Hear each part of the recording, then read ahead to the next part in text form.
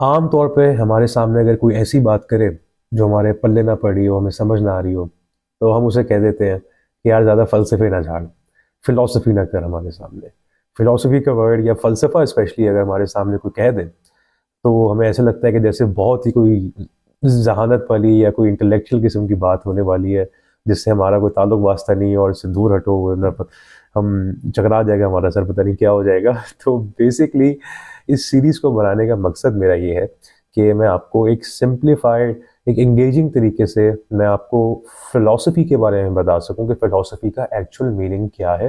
ये किस तरह से की जाती है। जैसे साइंस की अगर हम बात करें, तो साइंस के अंदर बेसिकली हमारे पास 2 मोड्स होते हैं, एक्सपेरिमेंटेशन और ऑब्जर्वेशन, ये सब जानते हैं। इसी की बेस पे अगर हम देखें, ग्रेविटी की बात करें, तो न्यूटन ने जो अपनी थ्योरी प्रपोज की थी, यूनिवर्सल लॉ ऑफ ग्रेविटेशन, जिसमें उसने बताया था ग्रेविटी किस तरह काम करती है, क्या होता है। फिर उसकी फर्दर डेवलपमेंट आगे आइंस्टाइन ने की थी, वो भी इन्हीं प्रिंसिपल्स पे की थी, एक्सपेरिमेंटेशन पे, ऑब्जर्वेशन पे। और उसने फिर हमारे सामने जनरल थ्योरी ऑफ रिलेटिविटी को इंट्रोड्यूस करवाया, सारे ग्रेविटी के कॉन्सेप्ट को रीडिफाइन किया, किस तरह से ग्रेविटी काम करती है, क्या होती है,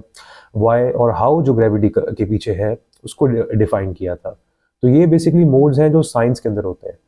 फिलॉसफी के अंदर क्या मोड्स होते हैं और फिलॉसफी है क्या, इस सीरीज में हम उसको देखेंगे, डिफाइन करूंगा मैं, मोड्स को डिस्कस करेंगे। फिर तारीख के मुख्तलिफ जो फेजेस हैं उनमें कौन कौन से फिलोसफर्स आए, उन्होंने किस तरह से इन मोड्स को अप्लाई किया, बड़े इजी, आसान, एंगेजिंग तरीके से मैं आपको समझाऊंगा ये सब। फिर ये कि फिलोसफी ने किस तरह से साइंस की डेवलपमेंट में एक बहुत कलीदी, एक बहुत इंपॉर्टेंट रोल प्ले किया था। ठीक है,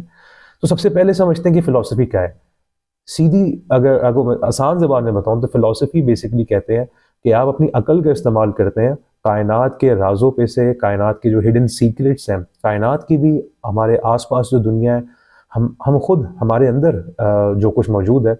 उसको जानने के लिए जब हम अपनी अकल का इस्तेमाल करते हैं, तो वो फिलॉसफी होती है। सिंपल सी बात है ये, यानी कि वो उसूल जो हम में, कुदरत में, कायनात में छुपे हैं, जिसकी बेस पे ये पूरी कायनात फंक्शन कर रही है, हम फंक्शन कर रहे हैं, इसको एक्सप्लोर करने की हम कोशिश करते हैं फिलॉसफी के थ्रू। ठीक है, इजी सी बात है, इजी पीजी। अब देखते हैं कि इसके मोड्स क्या हैं। 7 मोड्स हम कंसिडर कर सकते हैं फिलॉसफी के अंदर। सबसे पहले रैशनल इंक्वायरी,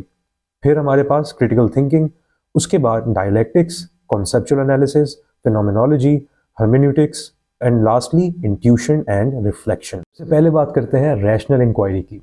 रैशनल बेसिकली निकला है रीजन से, यानी कि हम अपनी अकल का इस्तेमाल करके अपनी रीजनिंग की, जो हमारे अंदर पोटेंशियल है, जो सलाहियत है कि हम रीजन कर सकते हैं, और सिस्टमैटिक रीजनिंग के थ्रू हम लॉजिक प्रेजेंट कर सकते हैं, आर्ग्यूमेंट्स बिल्डअप कर सकते हैं, कॉन्सेप्ट्स को सिंपलर कॉम्पोनेंट्स में, सिंपलर पार्ट्स में ब्रेक डाउन करके उनको हम, जो कि आप कह लें कि कॉम्प्लेक्स आइडियाज़ होते हैं या कॉन्सेप्ट्स होते हैं, उनको समझ सकते हैं।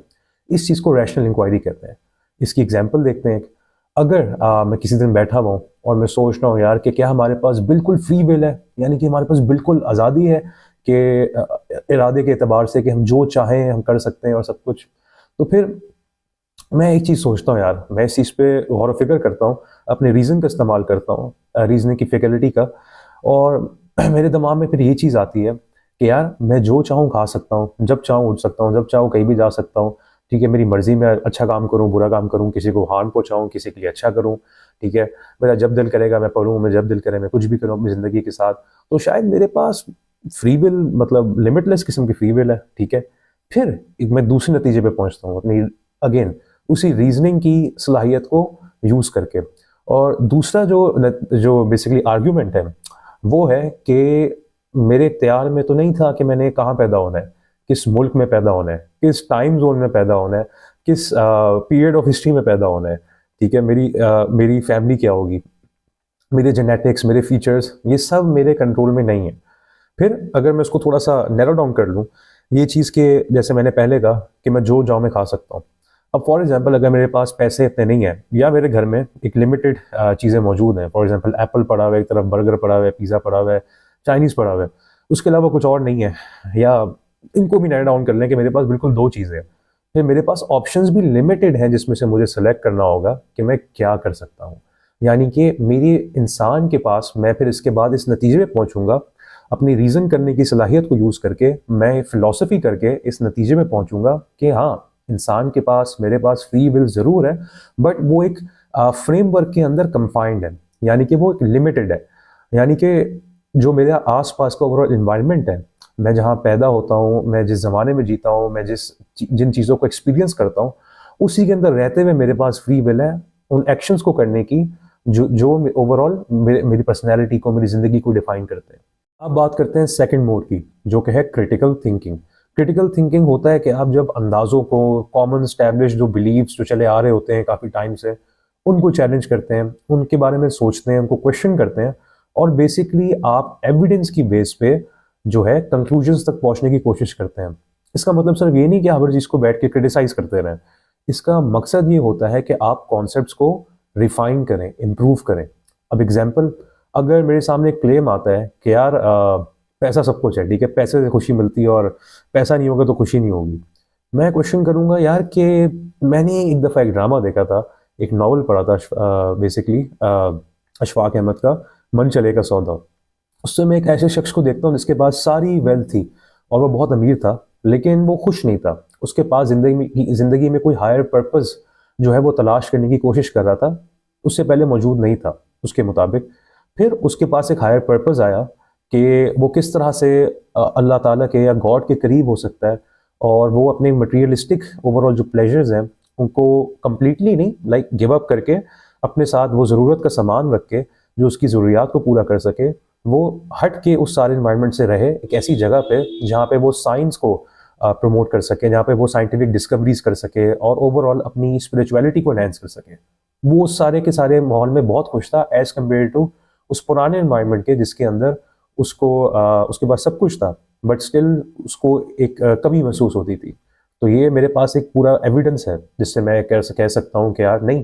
पैसा सब कुछ नहीं है। फिर ये चीज़ के मैं देखता हूँ अपने आसपास किसी जगह पे कि एक शख्स इसके पास सब कुछ है, बट उसके पास उसके बच्चे नहीं हैं, उसके बच्चे उससे दूर रहते हैं, बातचीत नहीं करते, सब कुछ, उसकी हेल्थ अच्छी नहीं है, वो उन चीज़ों को एंजॉय नहीं कर सकता जो उसके पास है। तो क्या वेल सब कुछ है? तो नहीं। तो फिर मैं इस नतीजे पे पहुंचता हूँ कि हाँ, पैसा ज़रूरी है, बहुत ज़रूरी है आज के ज़माने में, ताकि आप अपनी बेसिक नेसेसिटीज़ को, अपने डिज़ायर्स को पूरा कर सकें, बट उसके साथ साथ हेल्थ और उसके अलावा स्पिरिचुअलिटी, मेडिटेशन और काफ़ी सारी चीज़ें और भी इम्पॉर्टेंट हैं जो कि आपको, या आप कह लें कि हायर पर्पस ऑफ लाइफ को तलाश करना भी बहुत बड़ा इंपॉर्टेंट है। और ये सब चीज़ें मिला के जो है हैप्पीनेस का बाइस या खुशी का बाइस बनती है। डायलैक्टिक्स, पता नहीं क्या मतलब है इसका, बहुत ईजी है। डायलैक्टिक्स का मतलब है कि आपके पास एक तरफ एक आइडिया है और दूसरी तरफ उसका एक ऑपोजिट आइडिया है, और दोनों जब आपस में क्लैश करते हैं तो एक सिंथेसिस होता है। यानी कि दो अपोजिंग व्यूज़ हैं, और आप फॉर एग्जांपल अगर हम इस तरह से कंसीडर करें कि एक हमारे पास ग्रुप है जो कि ये कहता है कि एआई और ओवरऑल जो जैसे फॉर एग्जांपल चैट जीपीटी की बात कर लेते हैं या एआई टूल्स की बात कर लेते हैं कि ये इंसानियत के लिए बड़े फ़ायदेमंद हैं और इससे हम अपनी क्रिएटिविटी को इन्हेंस कर सकते हैं, टाइम सेव कर सकते हैं, बड़ी जल्दी वो चीज़ें लर्न कर सकते हैं जो कि हमें ट्रेडिशनल मेथड से अगर हम लर्न करना चाहें तो हमें बहुत टाइम लग जाता है और सब कुछ। और एआई एक बिल्कुल रेवोल्यूशनरी किस्म का प्रोजेक्ट है, एक आइडिया है। और दूसरी तरफ हमारे पास एक ऐसा ग्रुप है जो कहता है कि नहीं, एआई जो है वो इंसान की क्रिएटिविटी को जो है वो सप्रेस कर देता है, इंसान सुस्त हो जाता है, हर चीज़ एआई पे डिपेंड, मतलब हर चीज़ को बेसिकली डिपेंडेंट कर देता है एआई के ऊपर, और ख़ुद से वो सोचता नहीं है, इंसान ने क्रिटिकल थिंकिंग करना छोड़ देगा इस सबसे, ये सब चीज़ें। अब ये दो अपोजिंग व्यूज़ हैं, दो अपोजिंग पर्सपेक्टिव्स हैं, ये जब आपस में आके साथ बैठेंगे, बातचीत करेंगे, तो बेसिकली ये एक नतीजे पे पहुंचेंगे, एक सिंथेसिस पे पहुंचेंगे जो दोनों पर्सपेक्टिव्स का एक, आप कह लें कि दोनों पर्सपेक्टिव से बेस करता होगा, और वो एक हायर रियलिटी होगी। उसके नतीजे में हो सकता है कि दोनों एक दूसरे के व्यूज़ को, एक दूसरे के आर्ग्यूमेंट्स को जब कंसिडर करें तो वो इस नतीजे में पहुंच सके कि हाँ, एआई जो है वो अच्छा है, एआई के टूल्स भी बड़े ज़बरदस्त हैं, इंसानों को के लिए एक रेवोल्यूशन है ये आइडिया, लेकिन हमें साथ साथ काफ़ी चीज़ों का ख्याल करना है कि जिससे इंसान की क्रिएटिविटी जो है वो सप्रेस ना हो, वो खुद भी मेहनत करे और वो एआई को यूज़ करके, बल्कि आप इस तरह से यूज़ करें कि जिससे ओवरऑल ह्यूमैनिटी को, कम्युनिटी को फ़ायदा हो। हम अपनी क्रिएटिविटी को अपग्रेड करें, एडवांस करें और नए एवेन्यूज़ को एक्सप्लोर करें, और जो वो टायरसम किस्म का काम या लंबी लंबी चीज़ें लिखना, सब कुछ करना, वो वाला काम जो है वो हम एआई पे डालें, आइडियाज़ की दुनिया में आगे जाएं, नई फील्ड्स को दरियाफ्त करें और चीज़ों को हम एफिशिएंटली कैरी कर सकें। तो ये एक हायर रियलिटी होती है। अब बात करते हैं कॉन्सेप्चुअल एनालिसिस की, यानी कि मुख्तलिफ कॉन्सेप्ट्स जैसे कि what does it mean to be a good person, उसका एक अच्छा इंसान होने का असल मतलब क्या है और उसकी इम्प्लीकेशंस क्या है, हम उसको डिफाइन करने की कोशिश करते हैं, एक डेफिनेशन के अंदर लाने की कोशिश करते हैं, उसको एक बाउंड्री के अंदर सेट करने की कोशिश करते हैं। अब इसमें जस्टिस के कॉन्सेप्ट को एग्जाम्पल के तौर पे समझ के सारी चीज़ को समझने की कोशिश करते हैं। अब जस्टिस का मतलब क्या है? वैसे अगर किसी से आप पूछें तो वो कह देगा इक्वालिटी, फेयरनेस और लॉज को फॉलो करना। बट जब आप बात करेंगे जस्टिस की इन टर्म्स ऑफ इक्वालिटी, तो आज के ज़माने में जहाँ पे इनकम इनइक्वालिटी गैप इतना ज़्यादा होता है और क्लास कॉन्फ्लिक्ट इतना बढ़ चुका हुआ है, तो एक तरफ अगर कोई शख्स जो कि जिसकी फाइनेंशियल नीड्स पूरी ना हो रही हो, जिसकी बेसिक नेसेसिटीज़ ऑफ लाइफ पूरी ना हो रही हो, वो अगर चोरी करता है और उसके मुकाबले में एक और शख्स जो कि वेल ऑफ है बहुत ज़्यादा, जिसके पास काफ़ी ज़्यादा आप कह लें कि वेल्थ है, बट स्टिल वो सिर्फ थ्रिल के लिए चोरी करता है क्योंकि उसको ज़िंदगी में कोई पर्पस नहीं मिल रहा होता, तो दोनों को अगर इक्वल सज़ा मिलेगी तो कहीं ना कहीं हमें ये लगता है कि यार ये ठीक बात नहीं है। ठीक है, राइट, ये दिस इज़ नॉट फेयर। ठीक है, और इक्वालिटी की बेस पे अगर हम ये चीज़ करेंगे तो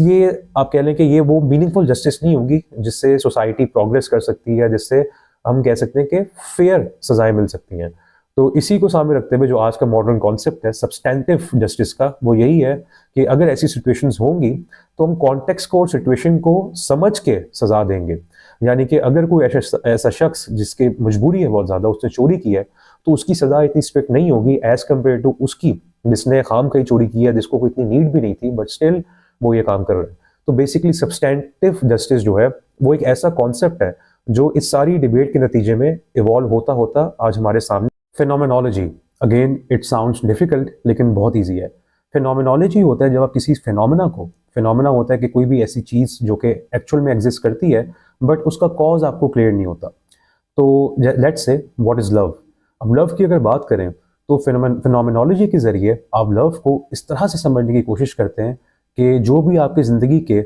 सब्जेक्टिव पर्सनल एक्सपीरियंसेस होते हैं उसके ज़रिए आप प्यार को समझने की कोशिश करते हैं, ना कि किसी थ्योरी के ज़रिए, ना कोई बुक पढ़ के और ना ही कोई बॉलीवुड मूवी देख के। तो जब आप अपने सब्जेक्टिव एक्सपीरियंसेस पे रिफ्लेक्ट करते हैं तो ऑब्वियसली आपके सामने चीज़ें आ सकती हैं, जैसे कि आपका जो बॉन्ड या अफेक्शन का रिलेशनशिप रहा हुआ है ओवरऑल, जो अच्छी बॉन्डिंग रही हुई है अपने पेरेंट्स के साथ, अपने बहन भाइयों के साथ, अपने दोस्तों के साथ। फॉर एग्जांपल आपकी अगर दोस्ती की बात करें तो किस तरह से आपने ट्रस्टवर्दी फ्रेंडशिप्स डेवलप की अपनी ज़िंदगी के अंदर, किस तरह से आपके दोस्तों ने या आपने उनका साथ दिया, अब एक दूसरे के ऊपर एतमाद किया, एक दूसरे के साथ अंडरस्टैंडिंग डेवलप की। इसी तरह से घर वालों के लिए आपने जो सेक्रीफाइसेस किए या उन्होंने आपके लिए जो किए, जो क्वालिटी टाइम आपने साथ में स्पेंड किया, उसमें आपको कैसा महसूस हुआ, किस तरह से उनकी एग्जिस्टेंस से आपको जो है अच्छा फील होता है और आप किस तरह से उनके लिए ज़िंदगी में कुछ अच्छा करना चाहते हो, उनका ख्याल करना चाहते हो। ये सारे एक्सपीरियंसेस आप इन पे रिफ्लेक्ट करते हैं और आप लव के कॉन्सेप्ट को समझने की